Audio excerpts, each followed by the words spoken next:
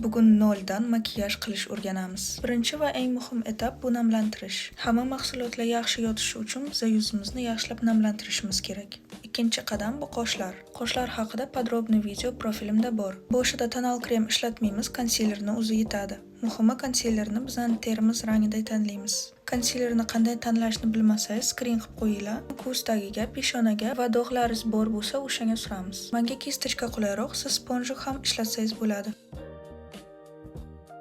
To'g'ri, bunaqa miqdorda konsiler ko'p narsani bekitmaydi, boshiga normalni. Keyingi etap bu pudra. Pudrani ikki xili bor, pressovanniy va рассыпчатый. Pressovanniy pudrani ishlatish osonroq, men shuni tavsiya qilaman. Yuzingiz quruq yoki normal bo'lsa, faqat tez zonaga surish ma'qul. Meni yuzim yo'qli, men butun yuzimga suraman.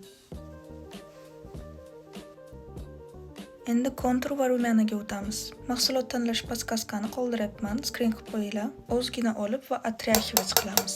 Va bizani faqat skulamiz tagiga suramiz. Такими похлопывающими движениями. Peshonamizga ham ozgina surib qo'yamiz. Endi kichkinaroq kistочкani olib, o'sha rangni ko'zimizga suramiz. Ko'zni uгологida ko'proq qilamiz. Endi rumyanaga o'tamiz. Rumyanani surganimizda skuladan boshlab tepaga boramiz. Endi tushga o'tamiz. Bu meni eng yaxshi ko'rgan tushim. Birinchi bo'lib curler. Srazu tush surib olamiz. Har bir sochchalarni yaxshilab bo'yaymiz.